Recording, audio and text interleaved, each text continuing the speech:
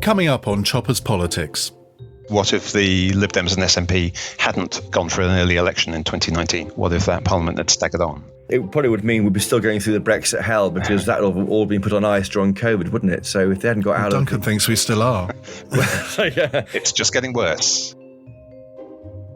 I'm Christopher Hope, the Daily Telegraph's chief political correspondent. Chopper to my friends, and this is Chopper's Politics. Well, as I'm sure you know by now, Parliament is definitely in recess, and I hope many of you listeners will be on some form of summer break. Maybe braved a trip overseas despite the COVID restrictions, maybe on a beach somewhere here in the UK, or maybe even just in a tent in your own back garden. Why not? And what does every keen political watcher need for a holiday? Well, some suggestions for a meaty political read might be a start. So this week I'll be bringing you 2 books to add to your to-be-read pile. Later I'll be talking to Nigel Cawthorne, author of a new biography of Sir Keir Starmer, the Labour leader. But first, politics is full of what-ifs. What if Boris Johnson had become PM in 2016? What if Theresa May's Brexit deal had been passed at the 3rd attempt? And what if Priti Patel became Prime Minister? Well, a new book of these counterfactuals is out now. It's called Prime Minister Priti and Other Things That Never Happened. The editors are LBC and podcast host Iain Dale and former Liberal Democrat advisor Duncan Brack. Iain, Duncan, welcome to Chopper's Politics. Pleasure. Good to be here. Good to be here. To you first, Iain Dale, can I ask you, for those who don't know, what are counterfactual books? Well, I suppose the short answer is books that should be titled What If? What if something had happened that didn't happen but could have happened?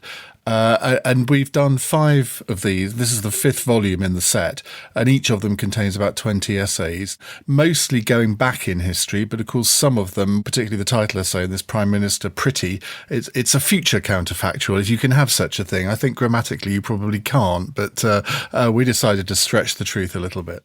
So it's a way of doing sliding doors, but for politics, is it? Yes, it is. And obviously everything is fictional, and the styles of the essays are all very different. I've written mine as if it's a novel, but some people write it as if it had happened and as a sort of proper historical account. Duncan, what are the rules then for these counterfactuals? You both edited these books. You've got lots of the great and the good from the world of politics that I know, writing different views on history and some of it future history, as Iain says. What are the rules you set them?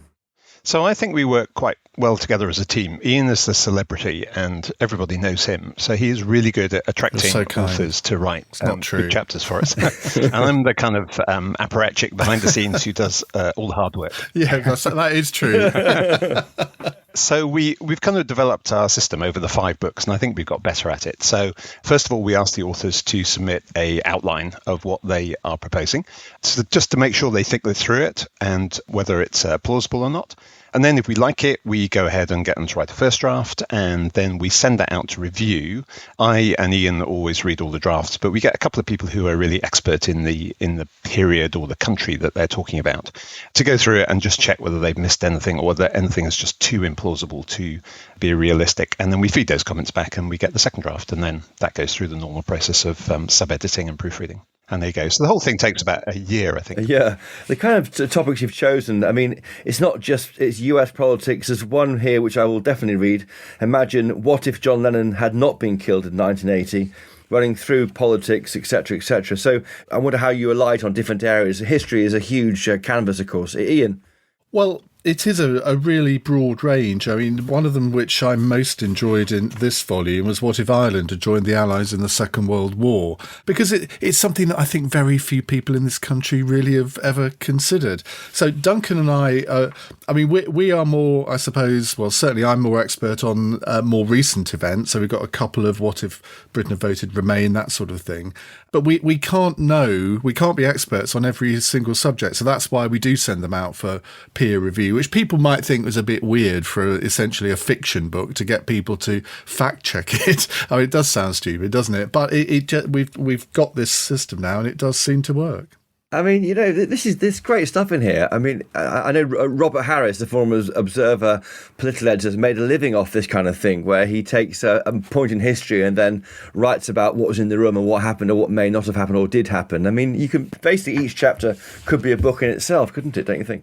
Yes, I think that's right. Some of them certainly could be. I mean, we've gone back as far as, we're talking about politics, so we've restricted ourselves to periods that are reasonably recognisable within the British political system. So the earliest one in any of the books was 1831. What if the Great Reform Bill had been defeated in 1831, which it almost was. And then we go up to very much the modern day. And of course, people are more familiar with political issues recently. Some of them certainly could. I mean, the longest one we published was written as a television script, actually. It's What If Boris Johnson, this is in an earlier book, What If Boris Johnson become Prime Minister after the European referendum in 2016? And it's written as a TV script introducing characters from, or relatives of characters from Yes, Prime Minister and The Thick of It. It's very, very funny. I mean, you could certainly see that actually as a television programme, or possibly even a series of television programmes. The one I had definitely heard of before in conversation was the Eric Joyce one. The kind of butterfly flaps its wings in the rainforest, and then Jeremy Corbyn emerges 2 years later, or whatever it was.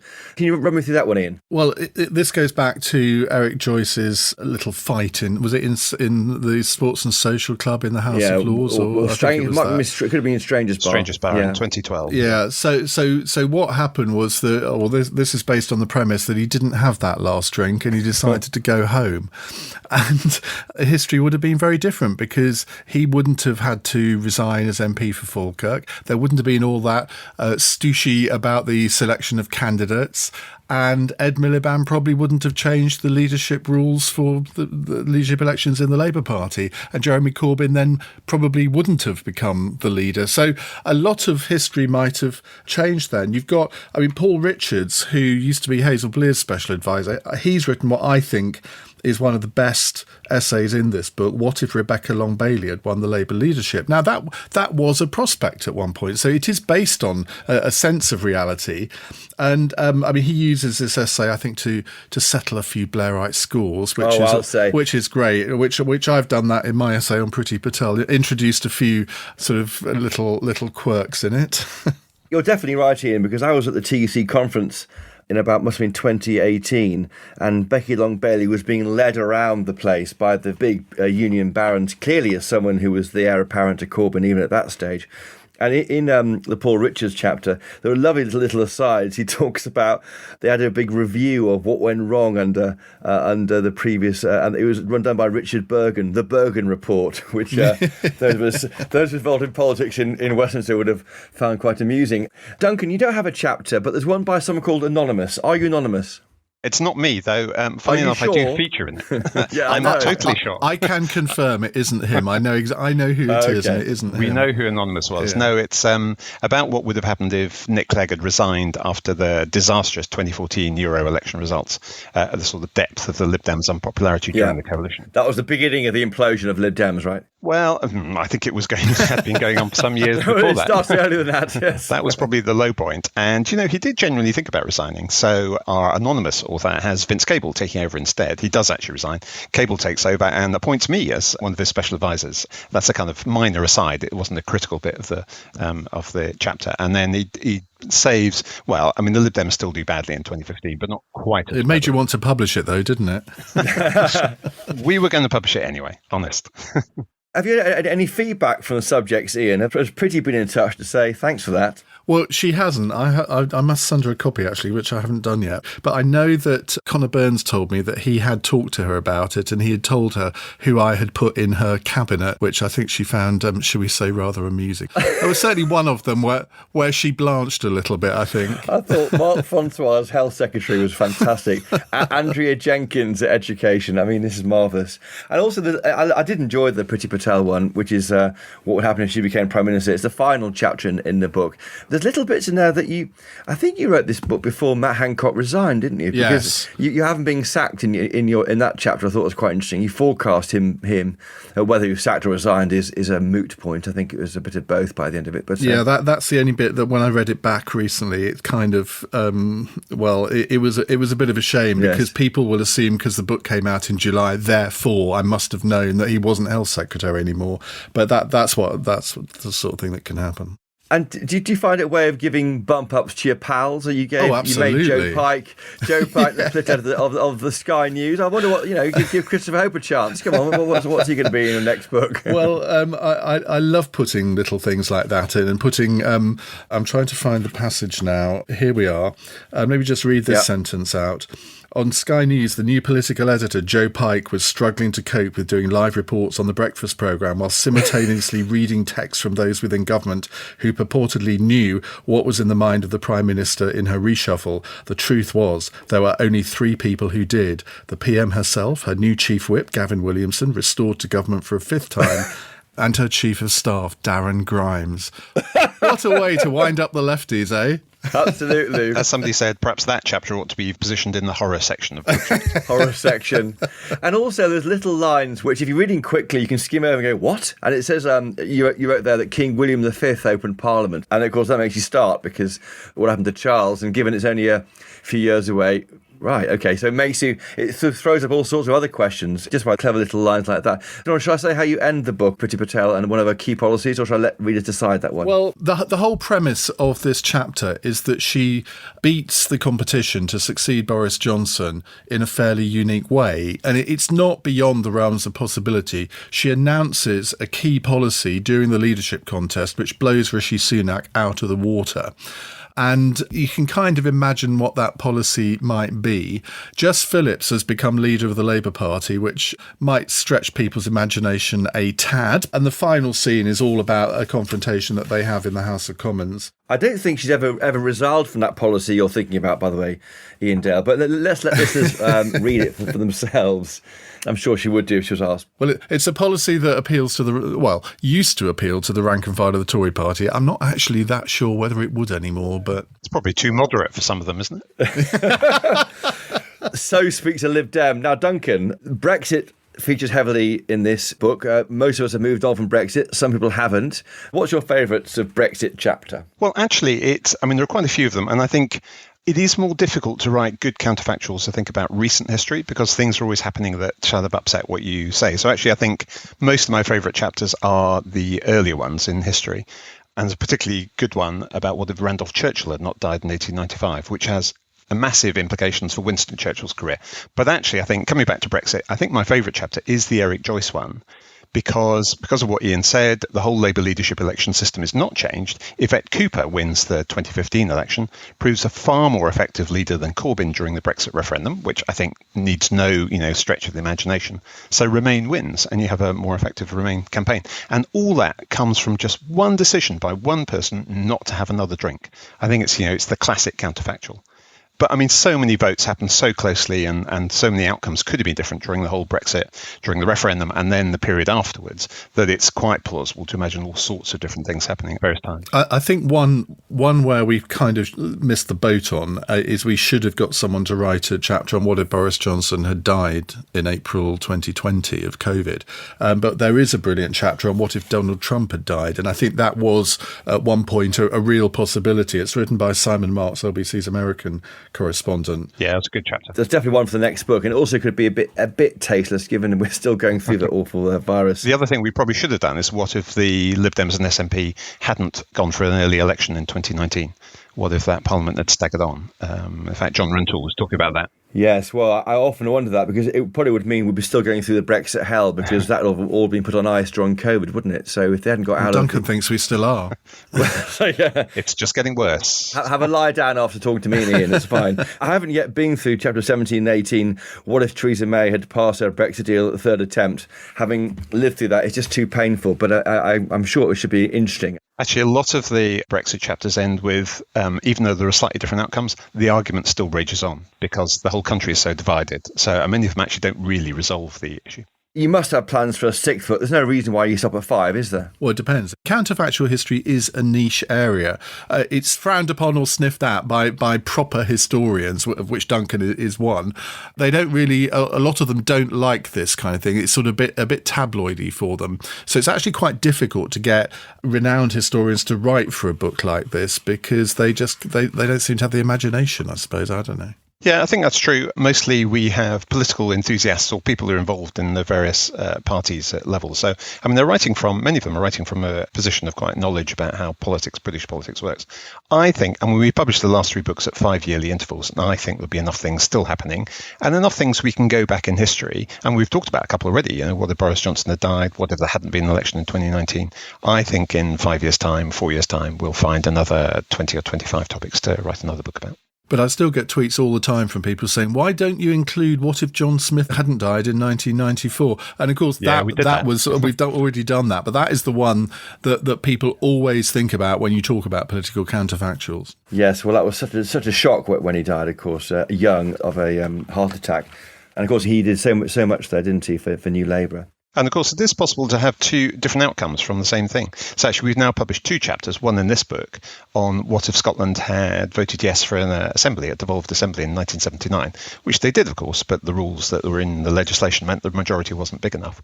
And our earlier chapter has it just being a complete disaster and the Scottish government goes bankrupt and Edinburgh cancels the Edinburgh Festival. And this chapter in our book is much more positive outcome, and it defuses the move to independence among Scotland, and there's a much sort of happier period during the 1980s in Scotland than actually happened. Now, we have a highly engaged audience of Chopper's Politics listeners. If they have ideas, and they will have ideas for things that have never happened but could have done, how will they get in touch with you? They need to buy the book, and they'll see mine and Iain's email addresses in it for ideas to be submitted. Very good. Listen, Iain, Dale, Duncan, Brack, the editors of Prime Minister Priti and Other Things That Never Happened. Thanks for joining us this week on Chopper's Politics. Great fun. Thank you both. Thank you. Pleasure. Good to talk to you. Iain, Dale and Duncan, Brack there. Right, please do stay with us. In just a moment, I'll be talking to Labour leader Sir Keir Starmer's biographer, Nigel Cawthorne. Right after this. Hi listeners, I'm Claire Cohen, the Telegraph's women's editor, and the host of another podcast that might be just up your street. Even saying that gives me imposter syndrome. But that's what the show's all about. If you've ever had that niggling feeling that you don't belong in the room, that you feel a bit like a fraud and could be found out at any moment, this one's for you. Over 6 episodes on my podcast Imposters, I meet a woman at the top of her game and find out how she defeated self-doubt to get there. I've been conditioned to think that I should be at the bottom of the hierarchy ladder, and therefore it's a miracle that I'm even where I am. Let's give myself credit for that. I'm not someone who walks into a room with entitlement. I never have. You can either choose to live in fear, or you can think, how can I make the best of today? And that's a conscious choice. You can find it by clicking on the link in the episode description, or search Imposters wherever you're listening to this.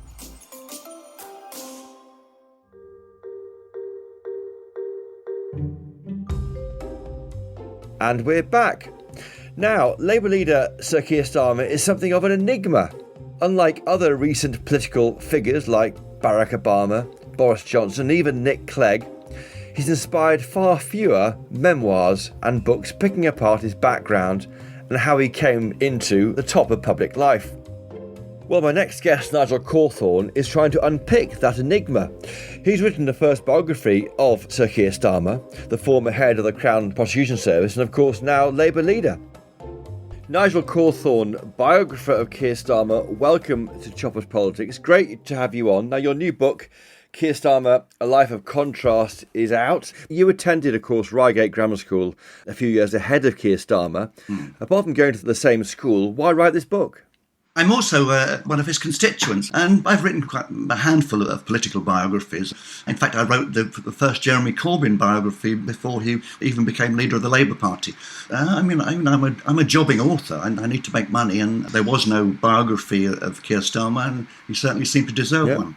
But also, although he is from Reigate, Surrey, his parents were definitely, they're working class, aren't they?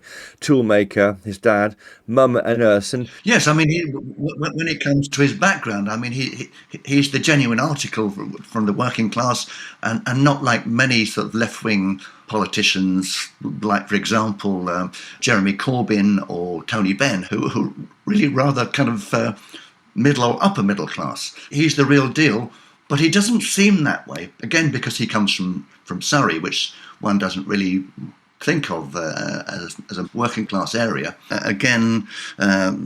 lives quite near me in North London. Looking from the north of the country is really not very helpful. He's not seen as one of them. I mean, even Tony Blair had a northern constituency. Keir is my MP here in Bloomsbury. I mean, it doesn't sound very working class, does it?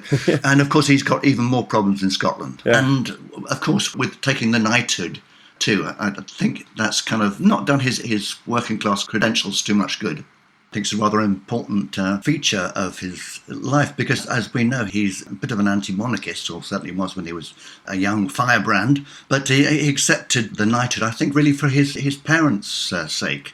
He's always been in a very peculiar position because he, like myself, when you have sort of working class parents, they kind of push you as hard as they can to become middle class, and he certainly succeeded in spades in that. Did you find any further evidence of his alleged anti-monarchist views when he was younger in there? Well, I mean, in his magazine Socialist Alternatives, he was banging on about it. And, of course, he did get quite close to Tony Benn at one point, who was really kind of the flag bearer for anti-monarchy. On the other hand, when the Duke of Edinburgh died, he made a very fulsome speech in the House of Commons in praise of Prince Philip. Yeah. So I think maybe like a lot of us who start out on the left in our youth, we move rightwards throughout our lives. I wonder if that's a journey which Jeremy Corbyn was not inclined to make. Of course, he's now the former leader, but the issue of the Queen, the monarchy, taking the knee when joining the Privy Council, those became issues at the start of his time as leader, but never quite shook off that idea. You quote him saying he's uncomfortable with people wanting to know who he is, where he's come from. Do you think he's trying to remedy that this year with his rather self-flagellating summer tour, where people are asking him quite direct questions about what's the point of Keir Starmer? Yes, plainly in these days, politicians have to do that. You can't really have much of a private life. I don't know whether he can quite go as far as Boris by parading his private life in public in quite that way, but I don't know quite why we give Boris that latitude. But it would be certainly a bit more interesting if Keir appeared warmer and more human. He still comes across as the barrister addressing the jury. Yeah, he's a politician in search of a narrative. He hasn't really made much impression on the general public. People just say that they don't know him and they don't really know what he stands for. Yeah. The thing with him is he's really a man who lacks certain charisma. Maybe he should have taken some more acting classes at school. And he's up against a politician who is all charisma. And I feel that while Boris Johnson certainly sees himself as a cut-price Winston Churchill, all we can hope for is that Keir Starmer is going to be a Clement Attlee. Yes, that people may want a more small C Conservative leader after the flash and the bang wallop of Boris Johnson, possibly. Well, it's often said of Keir Starmer that if you blink, he could be Prime Minister. You can imagine him at the steps of number 10 with his wife and children. Do you think that's the case, having dug down into his life? Indeed. I mean, he's obviously a highly intelligent and very competent man. I mean, he shares the intelligence with Boris, but not maybe the competence. Yes, he would certainly fulfil the role. I have no doubt of that. Well, Nigel Cawthorne, the author of Keir Starmer, A Life of Contrast, thanks for joining us this week on Choppers Politics. It's available in all good bookshops now, and we'll make sure there's a link to the book published in the show notes for this episode. Thanks for joining us. Thanks very much. Well, that's all for this week. We'll put links to both these books in the show notes, and please do let me know if you've read them. I'd love to hear what you think. You can email us, we're chopperspolitics@telegraph.co.uk, or find us on Twitter, we're @chopperspodcast. And of course, if you have a minute to spare, please do leave us a 5-star rating and a review on Apple Podcasts. It really helps other people find this show. And don't forget, you can follow the show there or on whichever podcast app you can. And that way, you'll never miss an episode. Thanks to my guests again, Iain Dale, Duncan Brack, and of course, Nigel Cawthorne. Thank you to my producers, Louisa Wells, Elliot Lampitt, and Theo Luludis. But most importantly of all, thank you to you for listening. And of course, if you can, please do buy a copy of the Daily Telegraph. You won't regret it. Until next time, though, cheerio!